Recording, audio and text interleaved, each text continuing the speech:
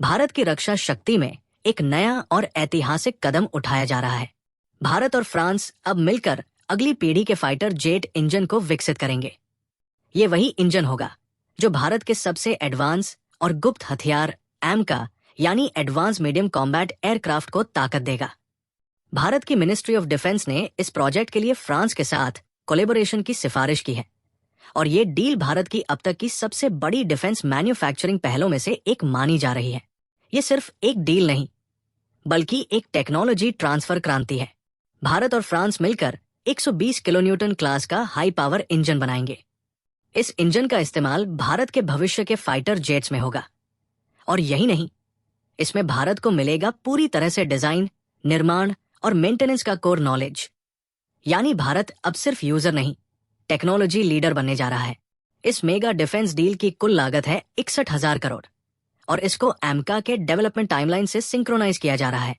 Target है पहला prototype 2026 से 27 तक उड़ जाए, 2028 में इसकी पहली टेस्ट फ्लाइट हो, 2032 तक सर्टिफिकेशन पूरा हो जाए और 2035 तक इसका सीरियल प्रोडक्शन शुरू हो जाए।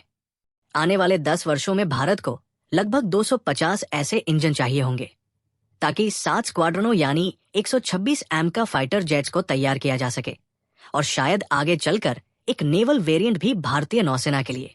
इस पूरी प्रक्रिया का सबसे बड़ा फायदा यह है कि अब भारत की पब्लिक और प्राइवेट सेक्टर की कंपनियां भी इस तकनीक के निर्माण, डिजाइन और मेंटेनेंस में सक्रिय भागीदार बनेंगी। ये प्रोजेक्ट न सिर्फ भारत को आत्मनिर्भर बनाएगा बल्कि भारत को वर्ल्ड क्लास एविएशन टेक्नोलॉजी में एक बड़ी ताकत के रूप में उभारेगा। इस सब के पीछे जो सबसे बड़ा विजन है वो है रक्षा मंत्री राजनाथ सिंह का, जिन्होंने हमेशा जोर दिया है कि भारत को अपनी रक्षा जरूरतों के लिए विदेशी निर्भरता को खत्म करना चाहिए।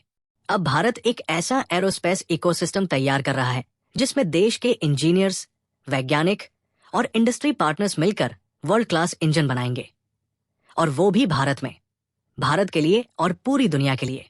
तो तैयार हो जाइए, क्योंकि भारत अब सिर्फ फाइटर जेट उड़ाएगा नहीं, उनके दिल यानी इंजन भी खुद बनाएगा। ये है आत्मनिर्भर भारत का असली उड़ान और आप देख रहे हैं मिशन ब्रीफ।